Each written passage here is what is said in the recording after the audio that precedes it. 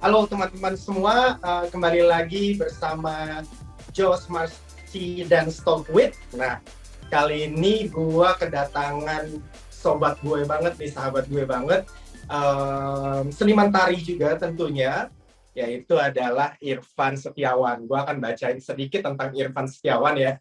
Irfan Setiawan, seniman tari, penari, dan koreografer yang berbasis di Jakarta dan juga di Bangka. Banyak karya Irfan telah dipentaskan di berbagai program kesenian dan festival-festival tari, baik di Indonesia maupun di skala internasional.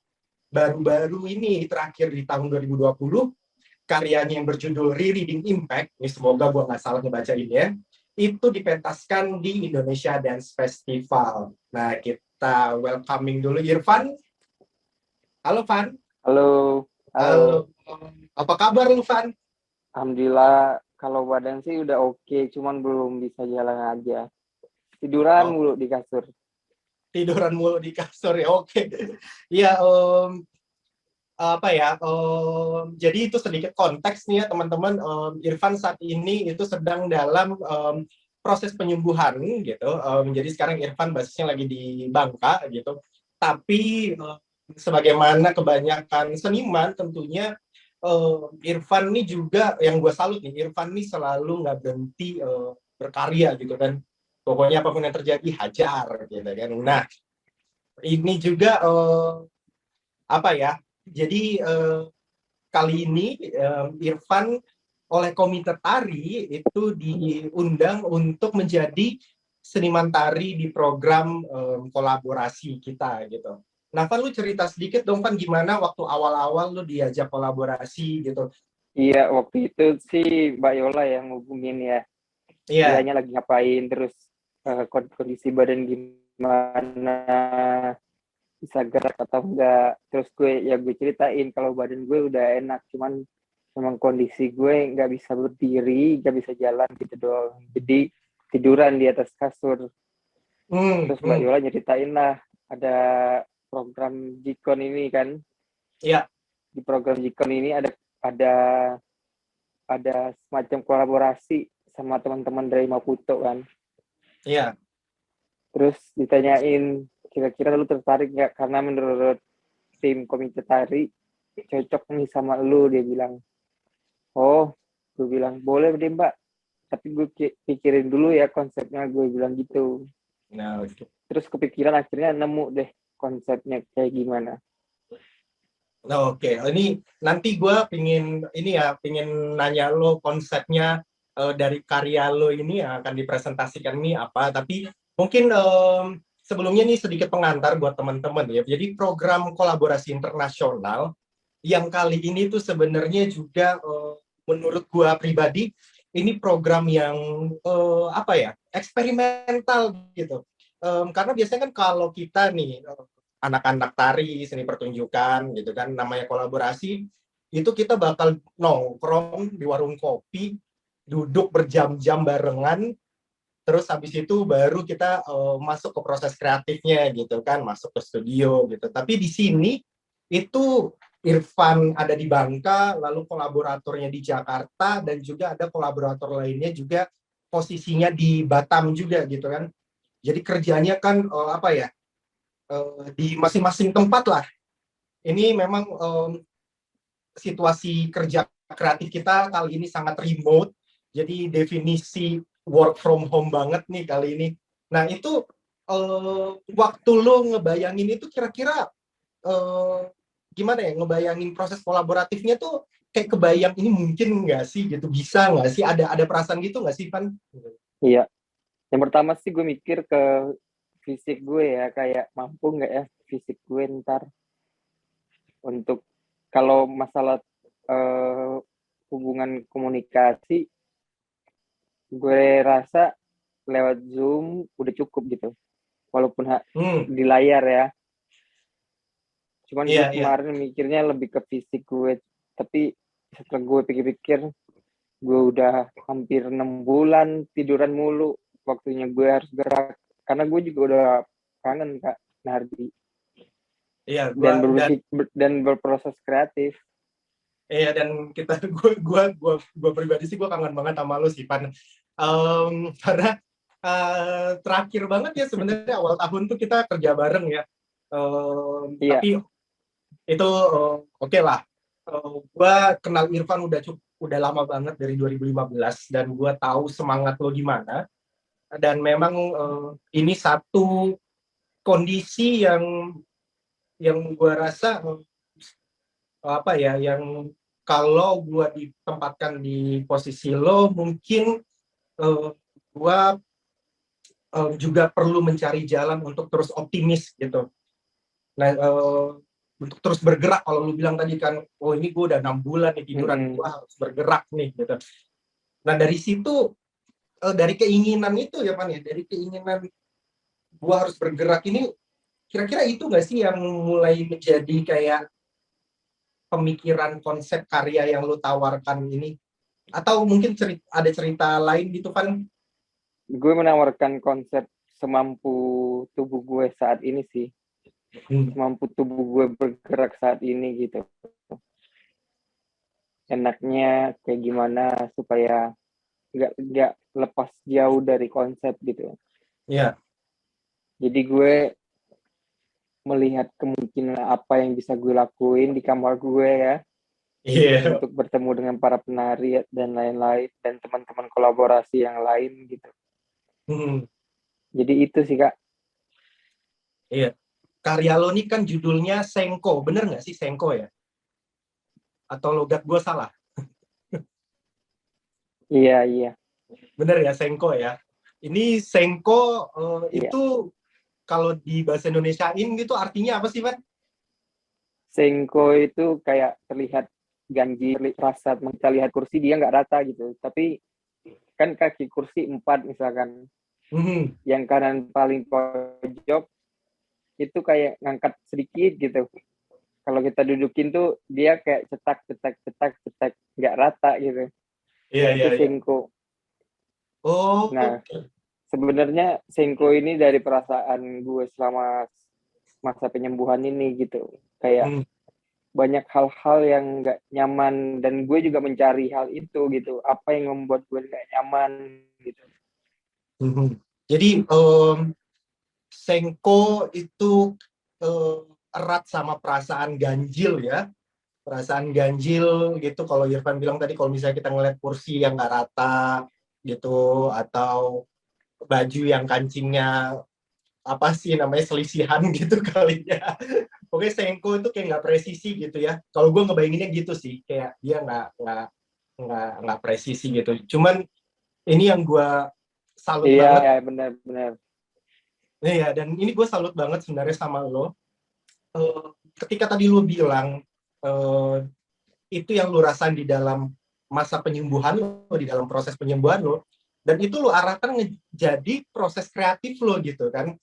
Jadi apa ya, keterbatasan gerak lo saat ini tuh lo alihkan dengan keliaran lo berpikir atau sensibilitas lo dalam merasakan banyak hal gitu kan, dan kemudian hal-hal yang biasanya kita anggap remeh padahal dekat sekali ya. Sengko itu kan sebenarnya dekat banget ya dengan keseharian kita, dan itu kemudian jadi apa, jadi ide karya ini gitu kan. Kadang-kadang kan kita apa ya kayak luput gitu loh menyadari keberadaan Sengko kita gitu. Nah semenjak gue sakit ini apapun yang Sengko gue cari apa masalahnya gitu, terus gue selesain gitu. Ya. Tapi kalau boleh Apalagi tahu, gue tiduran di atas kasur gitu. Terus Apakah Jas? enggak, lu lanjut aja nggak apa-apa. Gimana Apalagi pas lu tiduran di atas gue kasur? di atas kasur gitu. Misalkan gue makan buah jeruk kan, terus Iya. bijinya gue makan buah jeruk, terus bijinya tuh masih ada di kasur gitu, terus ketindih sama gue. Nah itu perasaan gak nyaman gitu. Dan pastinya kan gue cari tuh apa nih yang bikin gak nyaman ini. Iya. Padahal nih, kalau misalnya sehari-hari itu biji jeruk kita nidurin biji jeruk gitu kan ya, itu tuh kan biasanya kita nggak ngerasa ya. Tapi ini emang apa ya, keterbukaan kita Iya. untuk merasakan sesuatu itu akhirnya memang memicu atau menimbulkan sensibilitas yang lebih tinggi gitu. Dan ini penting banget menurut gue di dalam proses kreatif gitu. Nah ini gue jadi penasaran sebenarnya, selain ya Pak ya, selain lu ngerjain project Senko ini, kesibukan lo biasanya, lo ada kesibukan lain nggak sih sehari-hari gitu, mungkin project-project lain? Karena gue berapa kali nih dalam tahun ini setidaknya gue selalu melihat karya-karya dance film lo tuh seliburan di festival mana, ntar di sini gitu kan. Terus gue tahu kalau seingat gue lo juga terlibat di satu project kolaborasi lainnya juga gitu. Nah ini ternyata lu cukup ini ya, masih sangat produktif ya gitu dalam keseharian lo sekarang. Gue ini sih Kak, kayak kadang-kadang kan waktu kosong tuh gue buka website, ada open call untuk dance film, jadi gue masukin dance film gue. Dan alhamdulillahnya beberapa ada yang masuk sih. Iya, itu keren banget, apa ya, gerak ya yang kita bilang keterbatasan gerak gitu. Mungkin itu tatarannya ada di fisik gitu ya. Tapi kan pikiran itu kan melampaui batasan-batasan fisik Iya. itu sendiri gitu. Jadi yang lu lakuin dengan terus mencari opportunity gitu ya, kesempatan, lalu kemudian terlibat di project-project seperti ini, itu yang sebenarnya mengakomodir keterbatasan fisik lu. Gua ralat. Bahkan bukan mengakomodir, tapi melampaui keterbatasan fisik lo itu sendiri gitu ya. Dan itu menurut gue keren banget sih, Pan. Iya. Gue salut banget. Gue pingin kembali lagi nih tentang Senko tadi, kalau kita bicara tentang perasaan tidak nyaman, ketidakpresisian, apa nih di biji jeruk gitu kan, gitu. Itu lu ada ketika, karena kan lu posisi sekarang di Bangka, terus otomatis gagasan lo ini itu perlu diterjemahkan, diinterpretasikan ya oleh kolaborator lu yang misalnya penari kan di Jakarta nih posisinya. Jadi itu lu ada tantangan tersendiri atau lu juga punya cara tersendiri gitu? Yang pertama tantangannya sama penari belum kenal dekat kan, belum pernah kerja bareng sama penari yang di Jikon ini. Iya. Tapi menurut gue itu bukan terlalu permasalahan yang berat gitu. Iya. Karena sama penari pasti cepat. Iya, oke. Yang kedua itu tantangan yang menurut gue paling gue suka tuh komunikasinya sih. Komunikasi ya, bener. Kita kayak di mana gitu, tapi hasil kerjanya kelihatan gitu. Iya. Gitu sih Kak. Benar-benar komunikasi, ya. Tapi apa ya? Di balik semua itu sepertinya bisa dijalani dengan sangat baik ya. Karena gue udah nonton karya lo ini kan, Senko, dan gue suka banget gitu. Ada dua format yang berbeda gitu yang ditawarin. Ada yang bentuknya dia dance film, ada yang eksperimental visual gitu. Jadi tuh gue membayangkan ya, Van ya, gue tuh ngebayangin kalau ngomongnya jualan nih, biasanya kalau festival nih kita ngomongnya jualan nih ya kan. Kalau ngomongnya jualan, itu sebenarnya yang dijual itu adalah gagasan lo ya. Aku juga yang eksperimental. Apa Kak? Iya, tadi gue bilang, jadi sebenarnya yang dijual secara tanda kutip atau yang kesana kemari itu sebenarnya adalah gagasan lo gitu ya. Gagasan lo yang lo jadikan itu sebagai platform untuk ditafsir oleh kolaborator lo ataupun bahkan seniman-seniman lain gitu untuk mentafsirkan gagasan tentang Senko yang lo tawarkan ini gitu. Nah menurut gue ini keren banget gitu. Kebetulan para kolaborator materi yang dikasihnya juga kayak ngepas gitu loh, kayak asik nih kayak gitu loh. Pas lihat hasil 3D mesh dan lain-lain itu kayak wih, jadi pengen coba yang lain yang lebih gitu. Iya, lebih apa ya? Jadi makin semangat gitu. Makin semangat, asik ya. Maksudnya penawaran dari teman-teman asik banget. Dan kita, gue ngebayangin ya, lu mungkin jadinya kayak apa ya? Jadi semakin liar gitu loh, membayangkan si konsep si gagasan ini bisa jadi apa aja gitu kan. Karena begitu pemikiran ini ditafsir oleh banyak orang, ternyata memang dia tidak lagi bereproduksi dengan bentuk dan wujud yang sama, tapi dia justru selalu mengalami transformasi gitu ya. Nah ini buat teman-teman yang misalnya belum nonton karyanya Irfan yang berjudul Senko, sok langsung aja lihat karyanya dia di Gcon _id atau di website gcon.id. Nah ini akan bisa dilihat bagaimana proses kolaborasi antara Irfan dan teman-teman kolaborator ini akhirnya menghasilkan 2 karya, tidak hanya 1 bahkan 2 karya yang super keren banget gitu. Ini sebenarnya satu model ya, satu model yang menurut gue kontemporer banget nih. Kalau kayak apa ya, kayak potluck gitu loh. Jadi Irfan bawa apa nih kan? Irfan bawa menu ini. Habis itu nanti si kolaborator lain dia akan bawa menu ini, si kolaborator yang lainnya lagi akan bawa menu ini. Jadi akhirnya yang dihasilkan tuh sangat kaya gitu. Nah, itu kira-kira nih Van, setelah ini apakah lo masih akan melakukan proses kolaborasi yang modelnya demikian, atau lu punya bayangan-bayangan lain kayak gue kayaknya bakal mau coba model yang kayak begini deh, model lain gitu. Kalau kolaborasi sih tetap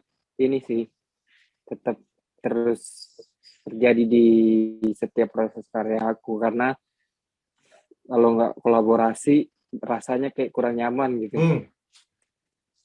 Yang pertama kan kita ketemu sama orang baru atau seniman lain gitu yang lintas disiplin gitu. Nah, bertemu dengan seniman lintas disiplin, apalagi dia nggak tahu tari gitu, itu lebih asik gitu karena diskusinya polos gitu. Iya, benar. Pertanyaannya polos gitu, jadi kita kayak harus menjelaskannya dengan severbal mungkin ya. Iya. Sampai mengerti gitu. Atau ya dengan kepolosan itu juga kadang-kadang atau seringkali bahkan perspektif lain gitu ya, perspektif lain itu penting juga buat kita sebagai pengkarya gitu. Sebenarnya peran kolaborasi, peran lintas disiplin itu memang asiknya tuh di situ gitu, memperkaya, ada exchange gitu kan di situ. Nah ini Van terakhir, gue minta testimoni dong untuk Festival Gcon ya, untuk Gcon Dance Festival, dan juga untuk teman-teman yang mungkin waktu nonton video ini belum sempat nonton karya lo yang Senko, yang judulnya Senko ini. Buat teman-teman atau penonton pecinta tari, yang pertama aku ngucapin terima kasih ya buat Dewan Kesenian Jakarta udah ngasih kesempatan ini. Dan tadi jika mau nonton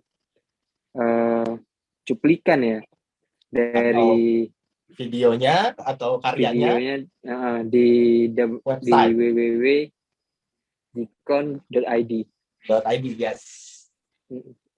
Oke, well, thank you banget Van, lu udah ngobrol sama gua hari ini, siang ini. Iya. Semoga teman-teman yang nonton nonton nantinya ini akan terinspirasi dan terus mendukung karya-karya seniman kita, seniman Indonesia. Dan teman-teman, gue juga pengen mengimbau untuk selalu pantengin program-program Jikon yang masih akan berlangsung sampai tanggal 30 Oktober 2021. Oke, gue Jos Marsi, sampai ketemu di Jos Marsi dan Talk with yang berikutnya tentunya. Sampai jumpa.